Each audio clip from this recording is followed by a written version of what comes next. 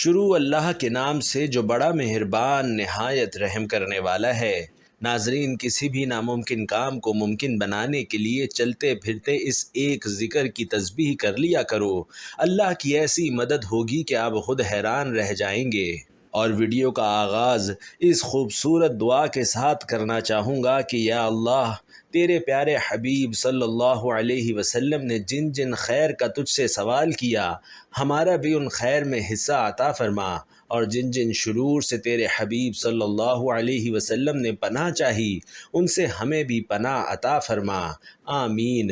ناظرین، آپ سے درخواست ہے کہ کمنٹ باکس میں آمین لکھ کر آپ بھی اس خوبصورت دعا میں اپنا حصہ ضرور ڈالیے۔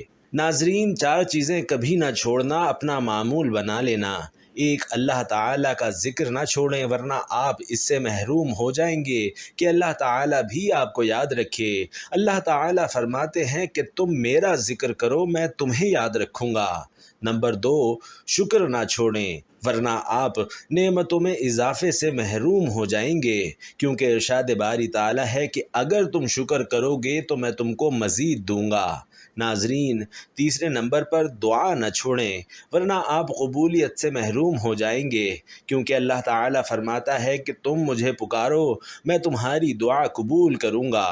اور ناظرین، نمبر 4، استغفار کبھی نہ چھوڑیں، ورنہ آپ نجات سے محروم ہو جائیں گے، کیونکہ ارشاد باری تعالیٰ ہے کہ اللہ انہیں عذاب دینے والا نہیں ہے جبکہ وہ استغفار کرتے ہیں۔ محترم ناظرین گرامی، میرے بھائیوں اور بہنوں، ہم حیران ہیں کہ دین اسلام کے ہوتے ہوئے بھی لوگ اپنی زندگی میں طرح طرح کے جسمانی، روحانی اور مالی مسائل سے دوچار ہیں۔ آزمائشوں کا آنا بے شک کوئی بڑی بات نہیں، یہ اولیاء کرام، انبیاء کرام اور اللہ کے نیک بندے اور برگزیدہ پیغمبروں پر بھی آتی ہیں، لیکن دین اسلام ہی ان آزمائشوں سے نکلنے کا بہترین راستہ بھی فراہم کرتا ہے۔ اور آج کی اس معلوماتی ویڈیو میں اللہ پاک کے ذکر کی تسبیح اور قرآن پاک کی ایک چھوٹی سی سورت کا عمل پیش کرنے جا رہے ہیں۔ اس عمل کے فائدے جاننے کے بعد آپ بھی اس عمل کو کرنے پر مجبور ہو جائیں گے، اور یقین کریں کہ اگر آپ اس تسبیح کا عمل صدق دل سے کریں تو انشاءاللہ تبارک و تعالی آئندہ آپ کو دوسرے کسی عمل کی ضرورت نہیں پڑے گی۔ زندگی کی تمام الجھنوں اور پریشانیوں کے لیے یہ ایک عمل ہی کافی ہو جائے گا۔ ناظرین، یہ عمل انتہائی آسان ہے اور ابھی آپ کو یہ عمل بتانے والا ہوں، لیکن پہلے جان لیجئے کہ اس عمل کو کرنے سے آپ کو کون کون سے فائدے حاصل ہو سکتے ہیں۔ جان لیجئے کہ اس عمل کے حیران کن فوائد کیا ہیں، جن میں سب سے پہلے نمبر پر تو یہ ہے کہ اگر کسی نے کسی بھی قسم کا کوئی بھی جادو ٹونا، تعویذ، گنڈا یا پھر آپ کے لیے کوئی بھی سفلی عمل کروا دیا ہے تو اس عمل کی برکت سے انشاءاللہ وہ فوراً آپ پر سے ختم ہو جائے گا۔ بعض اوقات انسان پر بڑے عرصے تک جادو ٹونے کے اثرات ہوتے ہیں، لیکن انسان کو پتہ ہی نہیں چلتا اور اس کے معاملات دن بدن بگڑتے ہی چلے جاتے ہیں۔ لہٰذا اس عمل کی برکت سے ناظرین، چھوٹا، بڑا، ہلکا یا شدید قسم کا جادو ٹونا ہوگا تو ختم ہو جائے گا۔ نمبر 2، اگر آپ کو کوئی جسمانی بیماری ہے جس نے آپ کو پریشان کر رکھا ہے تو انشاءاللہ اس عمل کی برکت سے وہ ختم ہو جائے گی۔ حتیٰ کہ اگر خدا نخواستہ کوئی لا علاج بیماری بھی ہوگی تو وہ بھی جاتی رہے گی۔ یہ عمل اور کچھ نہیں لیکن اللہ کا کلام ہے، اور اللہ پاک نے قرآن میں فرمایا کہ یہ مومنوں کے لیے سراسر شفا اور رحمت ہے۔ لہٰذا قرآن پاک کی سورہ علم نشرح کا یہ عمل کرنے سے انشاءاللہ کسی بھی قسم کی جسمانی بیماری ہوگی تو وہ جاتی رہے گی۔ نمبر 3، اس کا فائدہ یہ ہے کہ اگر کسی کو کسی بھی قسم کا نفسیاتی مسئلہ یعنی کوئی دماغی عارضہ ہے، کوئی نفسیاتی مسئلہ ہے تو انشاءاللہ اس مختصر سے عمل کی وجہ سے وہ بھی حل ہو جائے گا۔ فائدہ نمبر 4 یہ ہے کہ اگر کسی کو رات کو سوتے وقت سینے پر دباؤ پڑتا ہے یعنی سینہ جکڑ جاتا ہے اور جنات حاوی ہو جاتے ہیں تو انشاءاللہ اس عمل کی برکت سے فوراً اس مسئلے سے نجات حاصل ہوگی۔ فائدہ نمبر 5 یہ ہے کہ آپ کی کسی کام میں کسی بھی قسم کی کوئی رکاوٹ آ جاتی ہے، آپ کے گھر میں اچانک کوئی مصیبت یا پریشانی آ جاتی ہے یا کسی بھی قسم کا کوئی مسئلہ کھڑا ہو جاتا ہے تو اس عمل کی برکت سے اللہ تبارک و تعالی ہر قسم کی رکاوٹ اور پریشانی کو دور فرما دے گا۔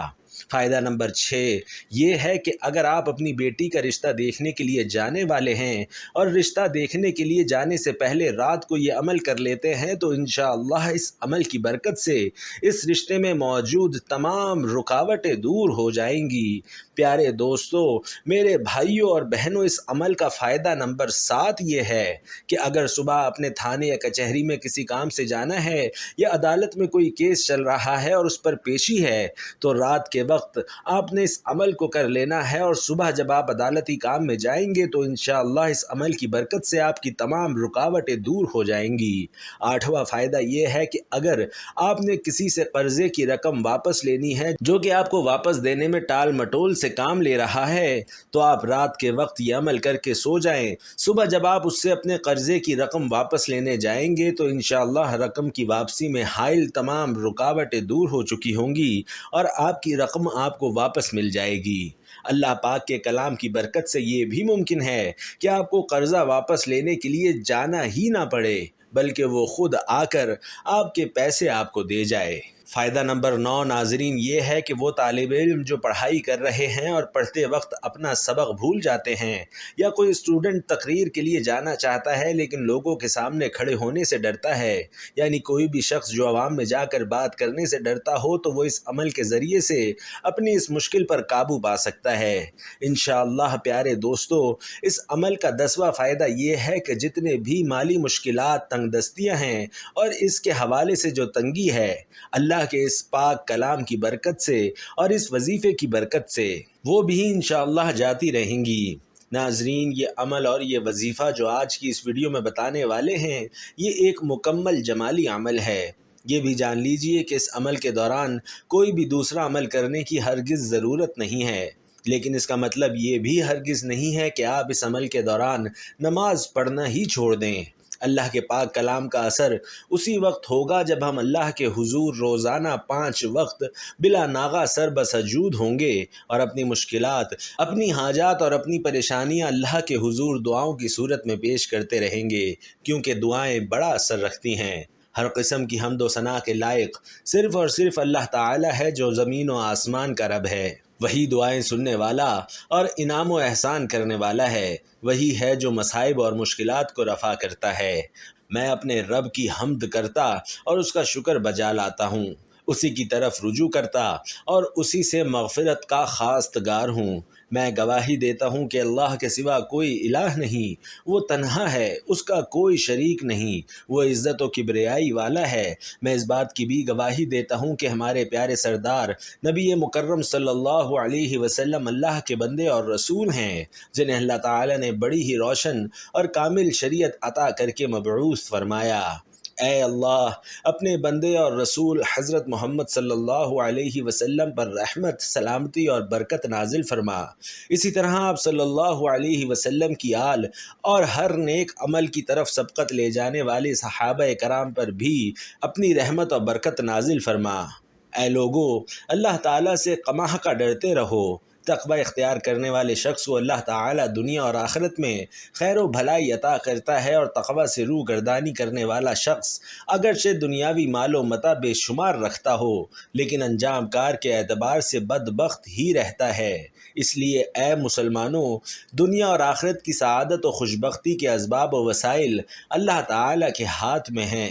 اسی طرح اس نے بدبختی کا سبب بننے والے اعمال کو بھی خوب وضاحت سے بیان فرما دیا ہے۔ چنانچہ جو شخص خیر و فلاح کے اسباب اختیار کرتا ہے تو اللہ تعالیٰ اس کی دنیا بھی سدھار دیتا ہے اور اسے آخرت میں بھی اتنا شاندار نتیجہ نصیب ہوگا کہ وہ ہمیشہ ہمیشہ کے لیے نعمت بھرے باغات میں ہوگا، اور اللہ تعالیٰ کی رضا اور خوشنودی اسے بدرجہ اتم حاصل ہوگی۔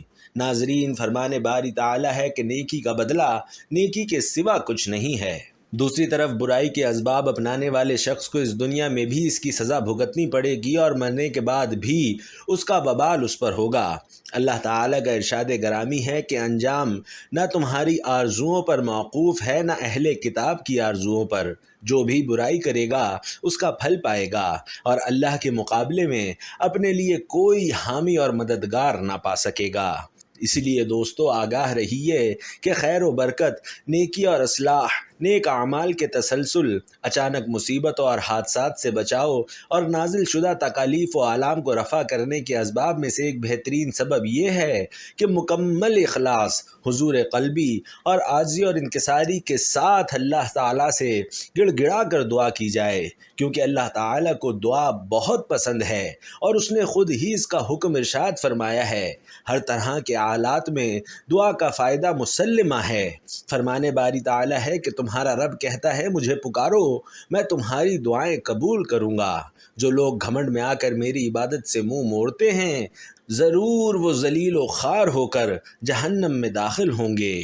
دوستو، دعا بھی عبادت کی ہی ایک قسم ہے۔ سنن ابی داؤد اور جامع ترمذی میں حدیث ہے کہ سیدنا نعمان بن بشیر رضی اللہ تعالی عنہ رسول اکرم صلی اللہ علیہ وسلم سے بیان کرتے ہیں کہ دعا عین عبادت ہے۔ امام ترمذی نے اس حدیث کو حسن صحیح قرار دیا ہے۔ اسی طرح جامع ترمذی میں سیدنا ابو ہریرہ رضی اللہ تعالی عنہ کی روایت ہے کہ آقا دو جہاں صلی اللہ علیہ وسلم نے فرمایا کہ اللہ تعالیٰ کے ہاں دعا کا مقام اور مرتبہ سب سے زیادہ ہے۔ ہر وقت اور ہر حال میں دعا کرنے کی ہمیں بہت زیادہ ترغیب دلائی گئی ہے۔ دوستو، یہ ایک ایسی عبادت ہے کہ جس کا ثواب اللہ تعالیٰ نے بہت عظیم رکھا ہے۔ دعا انسان کی دنیاوی زندگی اور موت کے بعد کی تمام کامیابیوں کا بہترین ذریعہ ہے۔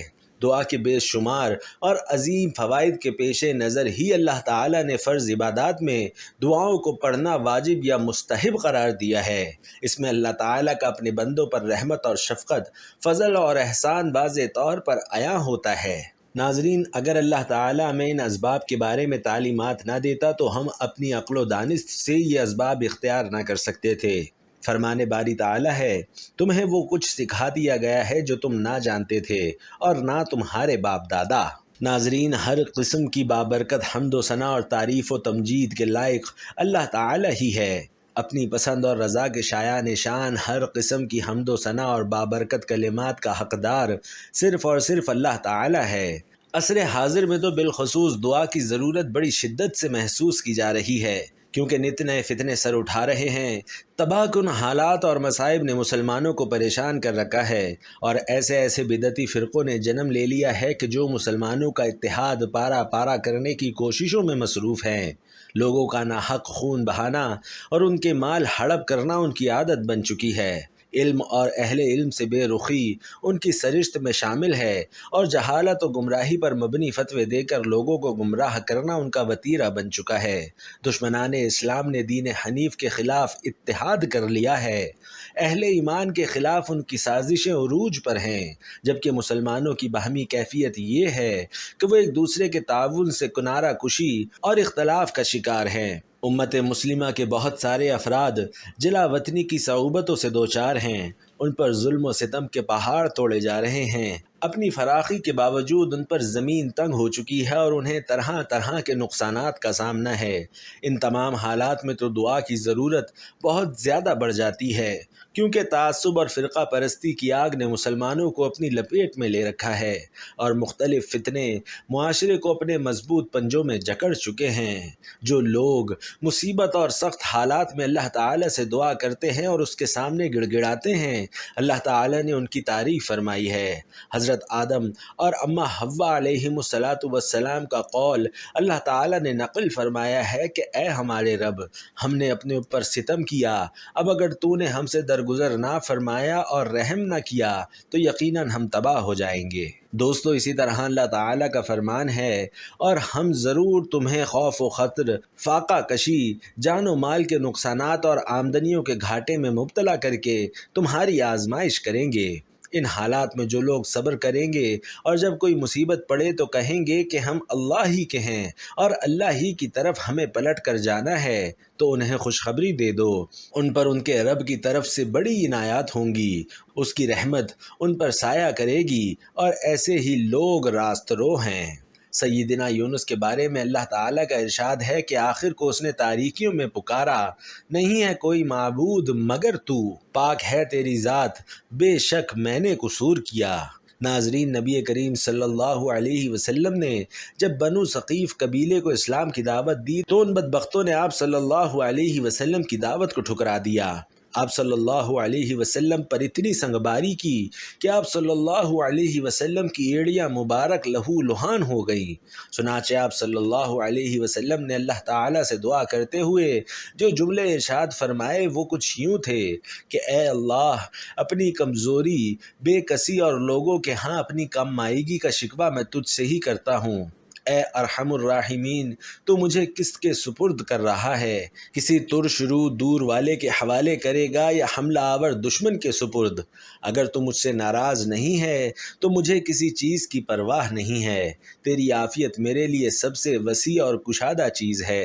تیرے چہرے کے نور نے سارے اندھیرے ختم کر دیے ہیں اور دنیا اور آخرت کی بھلائی کا مدار اسی پر ہے۔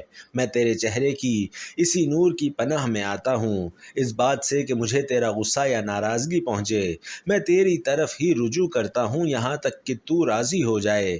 برائی سے بچنے اور نیکی کرنے کی طاقت صرف تو ہی بخشتا ہے۔ ناظرین، دعا کی یہی فضیلت کافی ہے کہ دعا کرنے والے کے ساتھ اللہ تعالیٰ ہوتا ہے۔ مصائب، فتنوں اور مشکلات کے وقت بھی جو لوگ اللہ تعالیٰ سے دعا نہیں کرتے تو اللہ تعالیٰ نے ان کی مذمت کرتے ہوئے ارشاد فرمایا کہ ان کا حال تو یہ ہے کہ ہم نے انہیں تکلیف میں مبتلا کیا، پھر بھی اپنے رب کے آگے نہ جھکے اور نہ عاجزی اختیار کرتے ہیں۔ اس لیے دوستو، ہمیں چاہیے کہ ہر وقت اللہ تعالیٰ سے دعا کرتے رہا کریں تاکہ ہم مصیبتوں، پریشانی اور مشکلات سے بچ سکیں۔ اور بے شک اللہ تعالیٰ تو دعاؤں کو سننے والا ہے، انشاءاللہ وہ آپ کی ہر دعا ضرور قبول کرے گا۔ وظیفہ شروع کرنے سے پہلے ناظرین 3 مرتبہ درود ابراہیمی پڑھ لیں، کیونکہ درود پاک پڑھنے کی بہت سی فضیلت اور برکات ہیں۔ ناظرین، اب آج کا خاص عمل بھی جان لیجئے۔ یہ عمل ہی ہر طرح کی رکاوٹوں کو دور کرنے کے لیے کافی ہے۔ 3 مرتبہ درود ابراہیمی پڑھنے کے بعد سب سے پہلے آپ نے جو وظیفہ پڑھنا ہے وہ اللہ تعالیٰ کا ایک خوبصورت اسم ہے۔ یہ وظیفہ ہے یا مالکو یا قادرو۔ اس اسم مبارک کے وظیفے سے نور قلب اور رزق میں فراخی نصیب ہوتی ہے، معاملات کی اصلاح ہوتی ہے۔ جو شخص چلتے پھرتے 100 مرتبہ پڑھے گا، اللہ تعالیٰ کے فضل سے اس کے وسائل رزق میں وسعت پیدا ہوگی۔ 100 مرتبہ یہ وظیفہ پڑھنے کے بعد 7 مرتبہ سورہ الم نشرح کی تلاوت کیجیے، اور یاد رہے کہ ہر بار سورہ الم نشرح پڑھنے سے پہلے بسم اللہ ضرور پڑھنی ہے۔ پھر جب 3 بار درود ابراہیمی اور 7 بار سورہ الم نشرح پڑھ لیں تو اس کے بعد 21 مرتبہ حسبنا اللہ و نعم الوکیل پڑھیں۔ جب پڑھ لیں تو آپ نے اپنے دونوں ہاتھوں کی ہتھیلیوں کو اس طرح اٹھانا ہے جیسے دعا کے لیے دونوں ہاتھوں کی ہتھیلیوں کو اوپر اٹھا کر ایک ساتھ ملاتے ہیں۔